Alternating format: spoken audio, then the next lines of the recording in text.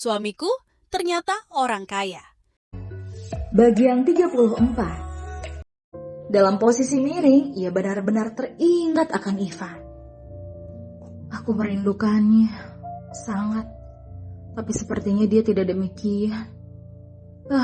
Sudahlah Dayu, sebaiknya kau tidur saja.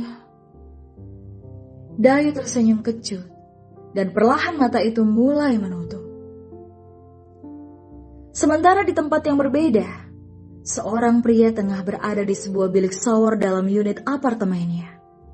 Membasahi kepalanya yang bodoh itu di bawah hujaman air yang keluar dari lubang-lubang kecil showernya. Ia kembali memperkuat laju airnya sehingga membuat air itu semakin menyembur ke tubuhnya dengan kuat. Ivan menyentuh bagian dada bidangnya itu dan menepuk-nepuknya. Rindu. Gumam Ivan semakin memperkuat pukulan di dadanya. Ia pun mengangkat kepalanya, lalu meremas kepalanya dengan kuat. Kebodohan macam apa ini? Mencondongkan tubuhnya sedikit, dengan kedua tangan berdopang pada tembok tersebut. Seharusnya aku memeluknya tadi, bukan malah pergi begitu saja. Tapi melihat dia biasa saja, sepertinya dia sudah melupakanku dan hidup bahagia. Atau mungkin dia sudah memiliki kekasih setelahku. Ivan menunduk. Ia pun mematikan aliran shower tersebut. Setelah itu ia meraih handuk dan mengeringkan rambutnya. Setelahnya ia meraih handuk lain untuk menutupi bagian lingkar pinggang sampai ke bawah dan berjalan keluar. Di sebuah meja di samping ranjang, Ivan meraih foto Dayu yang tengah bertengger di dalam bingkai kecil di sana. Iya, itu adalah foto Dayu di masa lalu yang ia ambil diam-diam saat Dayu tengah belajar di apartemennya. Tepat 1 minggu sebelum kepergian Ivan ke luar negeri. Benar. Tidak mungkin selama 7 tahun lebih aku meninggalkanmu tanpa kabar. Dan kau masih sendiri saja menunggu. Tapi aku senang kau baik-baik saja, Dayu. Tidak sepertiku yang tidak bisa melupakanmu. Ivan mengangkat bingkai itu, lalu mengecupnya.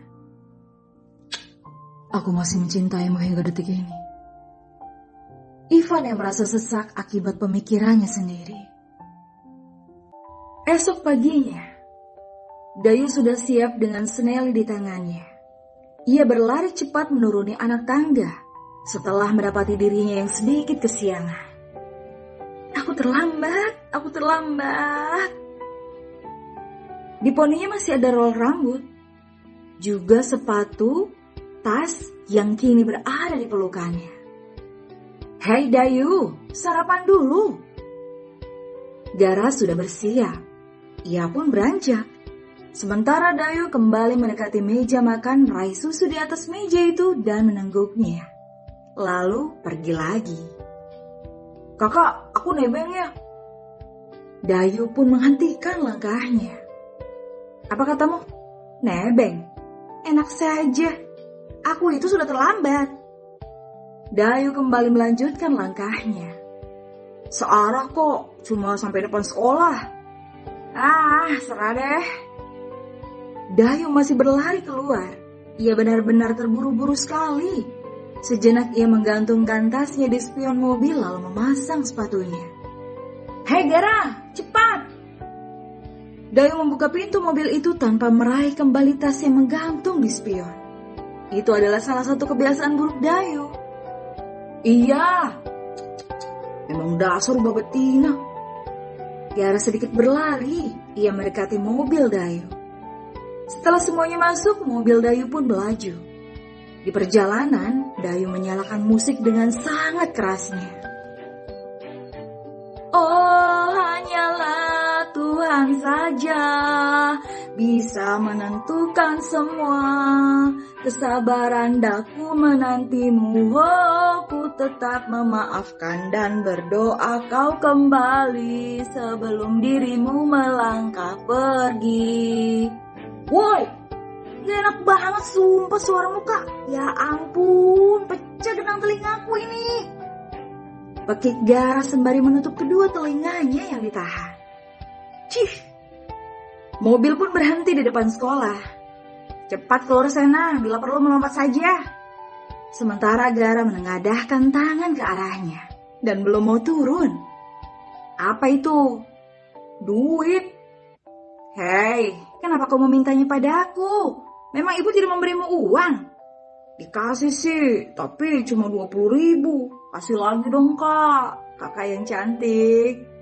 Oh, minta uang saja bilang aku cantik ya. Dasar Pak Ogah. Dayu pun mencari tasnya. Astaga. Ya ampun di mana? Ada apa? Tas kakak mana? Tadi udah dibawa loh. Gara pun turut mencari, hingga ia melihat selempang tas di spion depan samping kanan. Lalu menghela nafas, seraya keluar dari dalam mobil kakaknya itu. Ya, perasaan tadi udah ku bawa deh.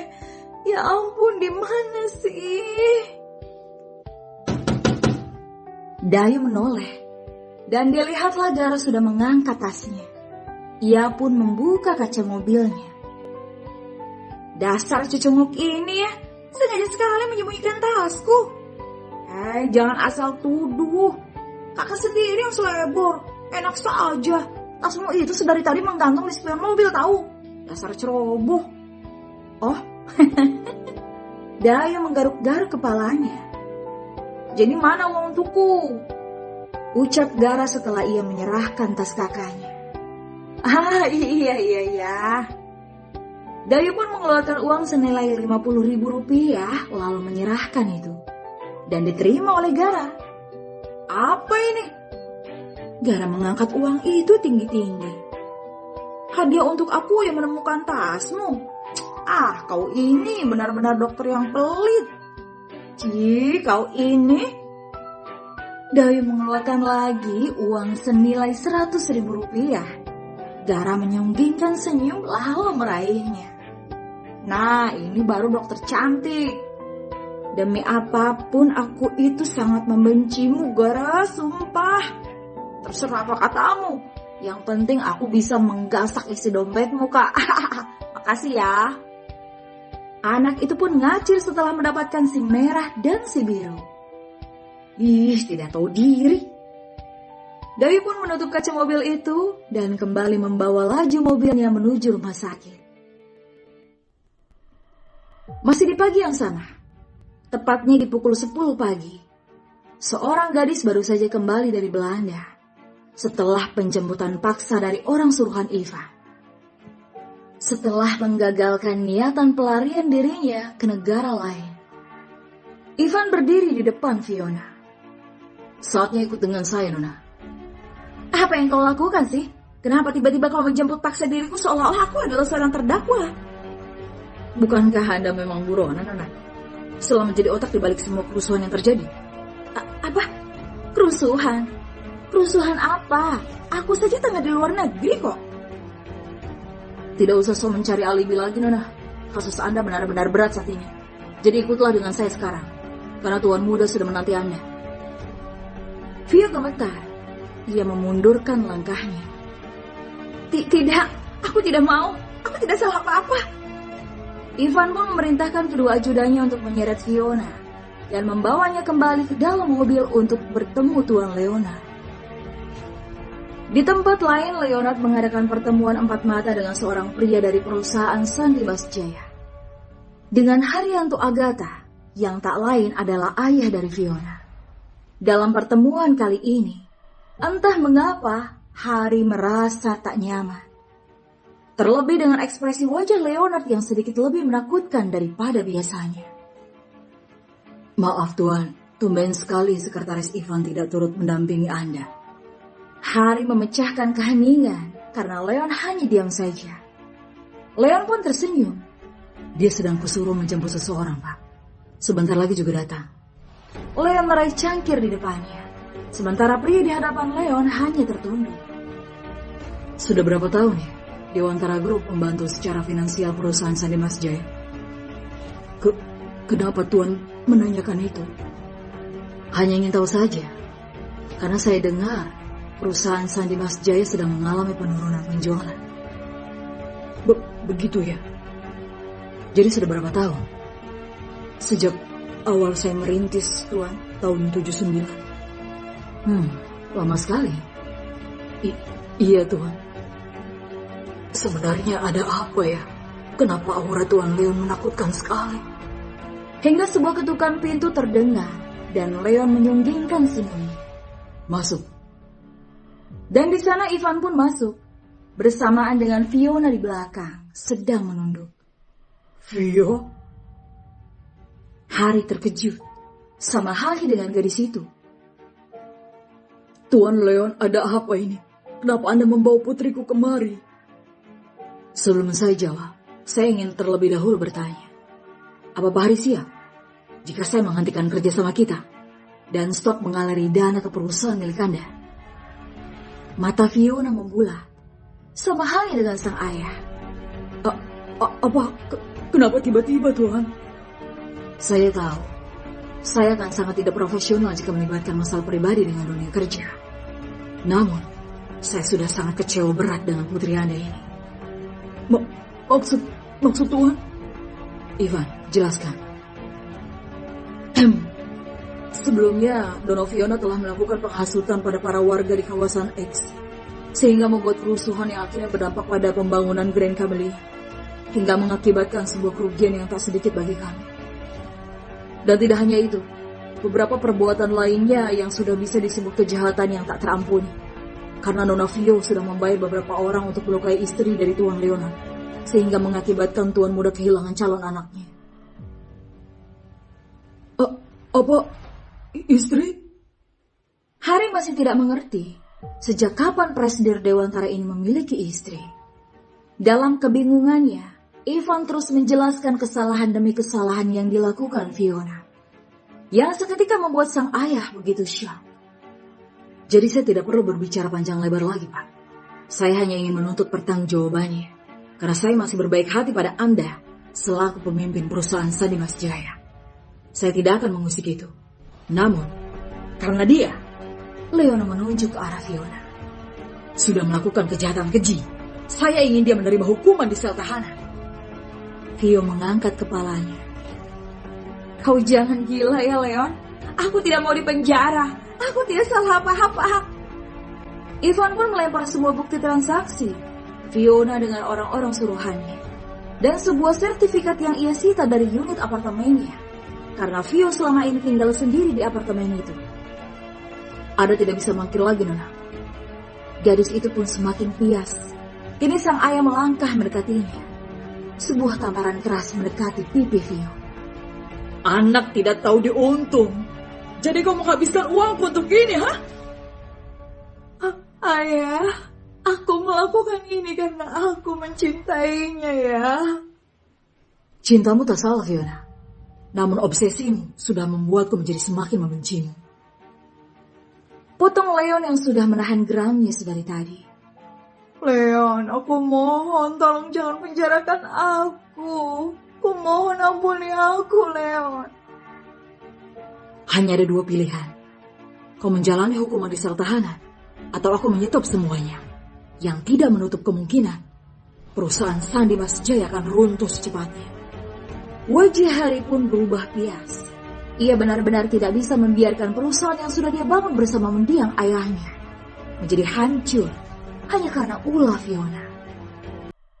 Leonard masih duduk di bangkunya, dengan satu kaki menyilang di atas kaki satunya. Dilihatnya Pak Haryanto masih mematung, memikirkan keputusan yang sangat berat untuk dipilih. Bagaimana tidak, keduanya itu adalah hal penting yang tidak bisa ia serahkan salah satunya. Apalagi Fiona, gadis yang masih menangis memohon pada ayahnya agar membebaskan dirinya dari jeratan hukum yang akan membawanya masuk ke dalam jeruji besi. Namun Sandi Mas Jaya, semua produk makanan ringan berlabel perusahaan itu sudah mulai menurun penjualannya di pasaran. Ini saja dia masih mendapatkan bantuan dari Dewantara. Jika saja Dewantara mencabut semuanya, maka hancurlah perusahaan itu. Pak Haryanto, bisakah Anda memberikan keputusan itu secepatnya? Setengah jam lagi saya harus memimpin rapat direksi, mengunjungi beberapa gedung, dan pertemuan lainnya. Saya tidak punya cukup waktu lagi untuk menunggu Anda berpikir. Leon yang sudah tidak bisa menahan geramnya. Ia bahkan sudah tidak tahan mendengar suara tangisan Fiona yang membuatnya semakin mengingat penderitaan Kinara, hingga mereka harus kehilangan janin dalam kandungannya. Pak Hari memutar badannya, mengarahkan pada Leon yang masih pada posisinya. Ia melepas sejenak kacamata yang melekat di sana, lalu mengusap mata yang mulai basah, dan kembali memakai kacamata itu lagi, seraya diletakkan telapak tangan yang terlungkup di depan dada. Tuan Muda Leon Dewantara, saya tahu apa yang dilakukan putri saya sangatlah tidak baik, Tuan. Namun sebagai seorang ayah, saya tidak tega melihatnya mendekam di sel tahanan, Tuan. Fiona yang tertunduk itu mulai menyunggingkan senyum yang sangat tipis. Ayah, sudah pasti ayah akan membela aku. Namun untuk urusan kerjasama, itu pun sangat berat bagi saya jika Anda mendepak saya keluar dari fraksi Anda, Tuan. Karena sejatinya Sandi Mas Jaya bisa kokoh berdiri tegap hingga detik ini atas adanya tiang besar dari Dewantara. Tanpa itu semua kami bukan apa-apa, Tuan. Maka dari itu, tidak bisakah Anda mengampuni putri saya ini dan memberikan kesempatan untuk kembali merajut hubungan baik? Pak Haryanto, Agatha, saya sangat memahami apa yang Anda rasakan sebagai seorang ayah. Namun, apa yang istri saya alami karena perbuatannya, itu sudah benar-benar membuat saya geram. Saya masih memberi Anda kesempatan untuk memilih, karena saya menghargai Anda, Pak. Jika tidak, saya sudah menghancurkan semuanya, perusahaan Anda dan dia. Pak Haryanto menurunkan tubuhnya. Ia pun bersimpu di bawah kaki Leona. Mohon ampuni putri saya, Tuan. Saya mohon. Pilihlah salah satunya, maka saya akan mengampuni. Sudah sangat geram Leon rasanya. Ia bahkan ingin menyeret sendiri tangan Fiona dan membawanya ke penjara. Tuan, Anda tidak dengar apa yang Tuan Leon katakan? Pilihlah salah satu sebelum Tuan mulai berubah pikiran dan menghancurkan keduanya. Leon, tidak adakah perasaanmu untukku? Aku cinta pertamamu kan? Kau bilang aku embun yang selalu menyejukkan hatimu. Aku masih ingat kata-kata itu dari bibirmu, Leon. Fiona mengeluarkan sesuatu dari dalam pakaiannya. Sebuah kalung yang menjuntai di lehernya. Lihat ini, Leon. Tolong lihat ini. Fiona mendekati Leon dengan kedua lututnya. Leon pun menoleh dengan berat ke arah Fiona. Kau yang memberikan ini kan? Kau bilang aku akan menjadi milikmu seumur hidupmu. Kau bilang juga padaku jika aku... Hentikan! Leon beranjak dan mendekati Fiona, lalu berjongkok dengan satu kaki tertekuk. Gadis itu tersenyum seraya menangis. Leon mengangkat kedua tangannya lalu meraih pengkait kalung itu. Leon, kau mau apa? Jangan lepaskan. Jangan, Leon. Leon pun melepaskannya dan menggenggam kalung itu. Memang aku dulu memasangnya, dan sekarang aku juga lah yang akan melepaskannya. Fiona menggeleng cepat. Ia meraih tubuh Leonard dan memeluknya. Leon, jangan lepaskan aku, Leon. Mengertilah, tolong mengerti kenapa aku sampai melakukan hal sejauh ini. Sebab aku sangat mencintaimu, Leon. Aku tidak rela kau dengannya. Sungguh aku tidak rela. Leonard hanya diam saja. Aku mencintaimu, Leo. Sangat mencintaimu. Aku juga. Fiona menatapnya. Aku juga mencintaimu. Dulu, sebelum kau menghancurkanku karena pengkhianatanmu. Aku sudah minta maaf padamu, bukan? Dan kau bilang sudah memaafkanku. Memang benar. Aku sudah memaafkan kesalahanmu. Namun untuk calon anakku yang sudah kau keluarkan paksa dari rahim istriku, itulah yang tidak bisa membuatku memaafkanmu. Leon mendorong tubuh Fiona kasar, hingga gadis itu tersungkur. Leon beranjak lalu membenahi jasnya. Aku tidak akan memberikan pilihan lagi, Pak Haryanto. Mau tidak mau, suka tidak suka, Fiona akan kuseret ke pengadilan. ayah, tolong aku, ayah. Aku tidak mau dipenjara, ayah. Baiklah, Tuan. Saya akan menyerahkan putri saya ini untuk Anda. Jadi silahkan hukumlah dia jika memang itu pantas dia dapatkan. Haryanto berkata dengan berat hati. Sedangkan mata Fiona terbelalak seketika. Ayah, apa kau sudah gila? Kau rela memenjarakanku demi perusahaan? Kau bukan putriku lagi. Apa? Aku tak menganggapmu lagi sebagai Fiona aku yang manis. Karena kelakuanmu ini yang sudah mempermalukan keluarga Agatha. Ayah! Bersambung.